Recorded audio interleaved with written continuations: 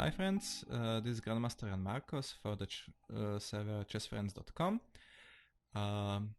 Today I would like to show the third game of the Kramnik Aronian match, which is played in Zurich, Switzerland. This game will be interesting because heavy chaotic tactics will arise from the very opening, and we will then see a very interesting fight between queen and three minor pieces. So there is much to see, so let's go on. e4, e5. Funnily enough, Kramnik played e4, which he didn't do in a serious game for maybe 2 or 3 years.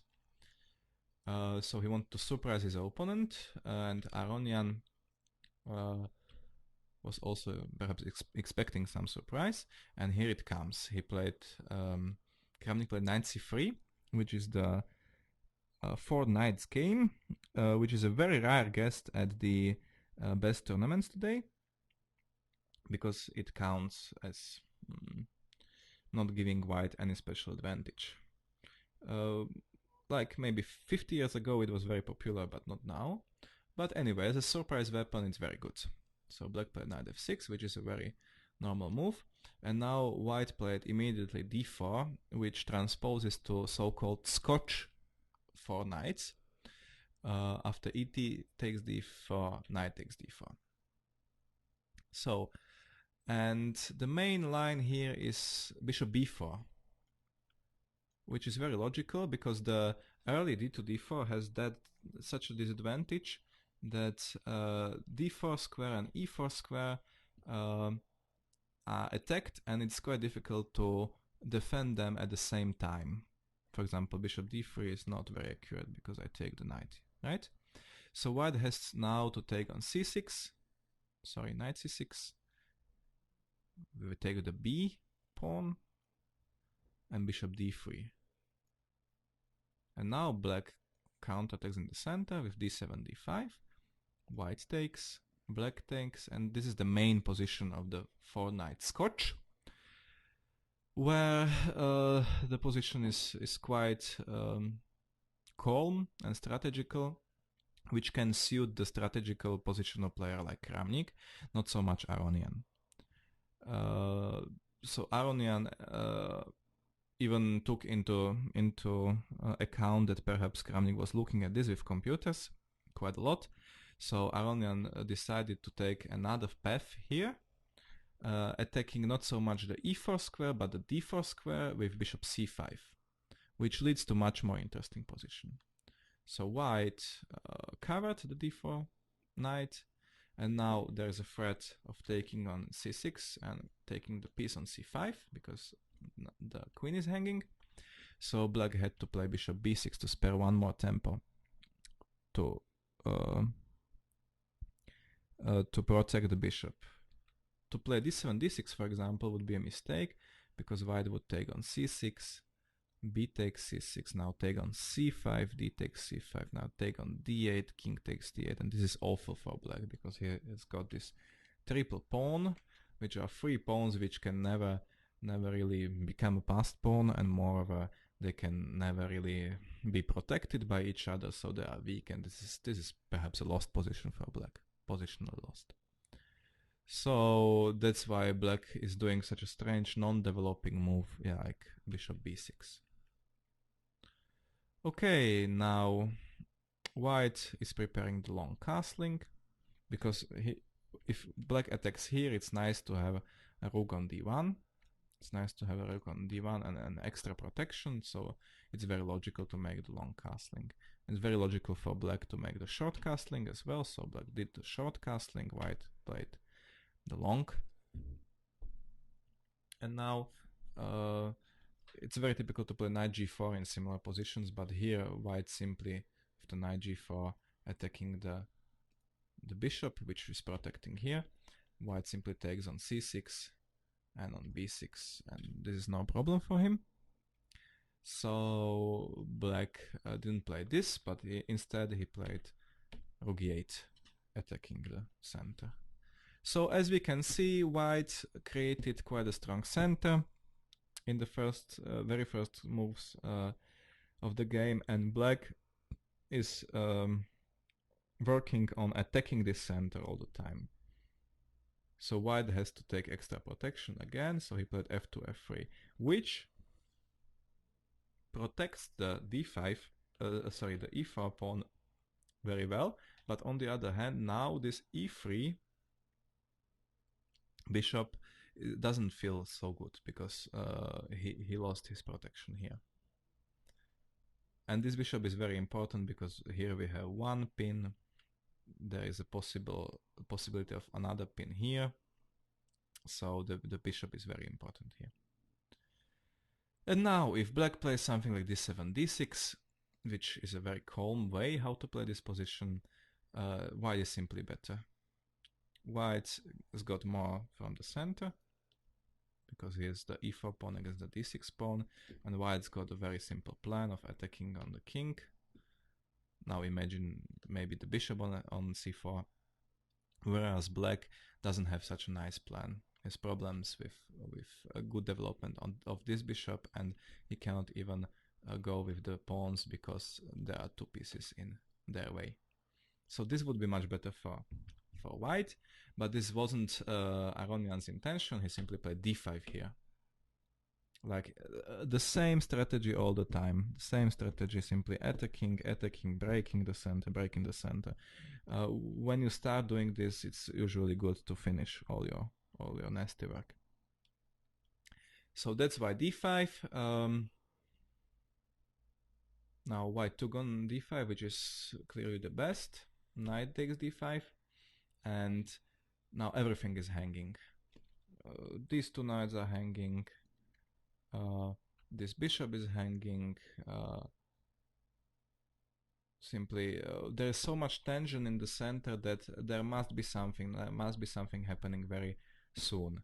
And in fact, there will be so many takings and exchanges in the next 4 moves. There will be like 8 out of 10 half moves will be taking something. Like let's start with after d5. E takes d5 is 1. Taking knight takes d5 is second one. It's not taking, it's capture actually, sorry. The second capture. Bishop g5 isn't, but it's a threat. It's with tempo. Knight takes c3 capture. And it will go on like this for another maybe 4 or 5 moves, as you will see. Bishop g5 is good because white's got a problem on this diagonal, and he defends with counter attack. This is very typical in such a position. If you when attacked, if you simply defend, you will get into passive position very soon. So normally in similar positions the players are behaving like boxers. They are simply fighting against each other, and if you kick me, I kick you back. Very important thing is very important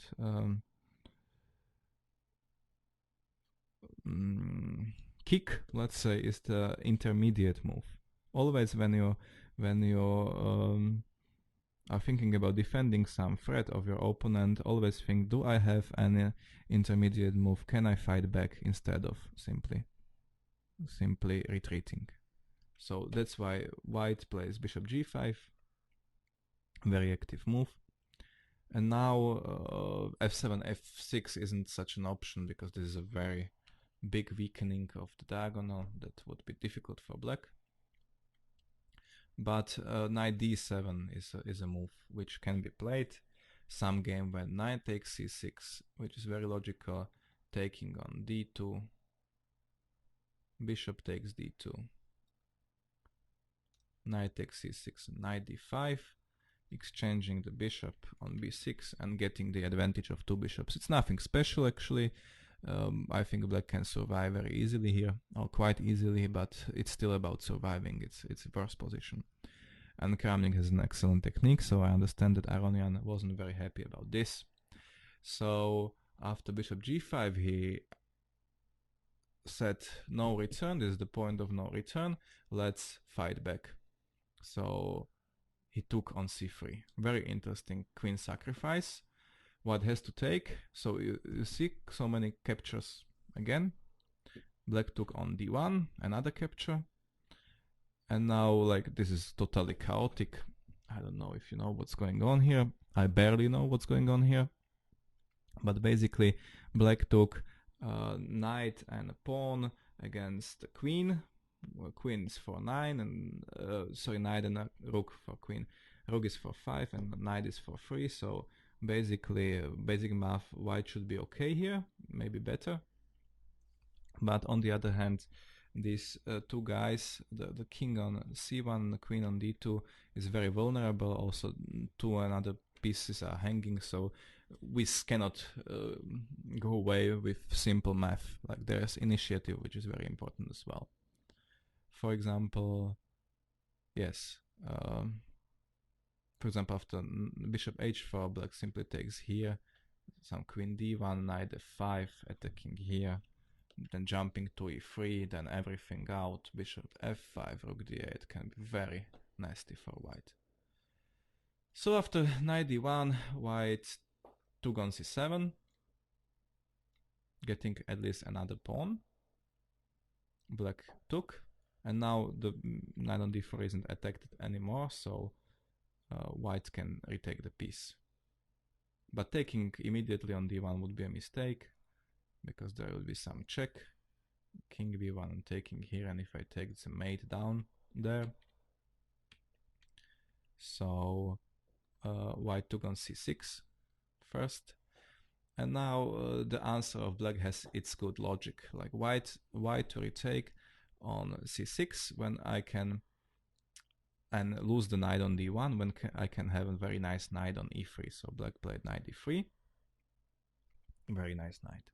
And there is a very nice line which I want to show you, that if white simply retreats, like, this game can be called no retreat. No retreat is the motto of the game. Because if white simply retreats with knight d4, black plays bishop f4, pins queen and the king, and if white wants to unpin it somehow, or let's say if white continues with intermediate move and attacks here, now black wins with a very nice move, knight f1, which looks to be totally senseless, but isn't, because after queen takes f4 there is a mate. So in this position, white has only rook for a queen, but he's giving a mate.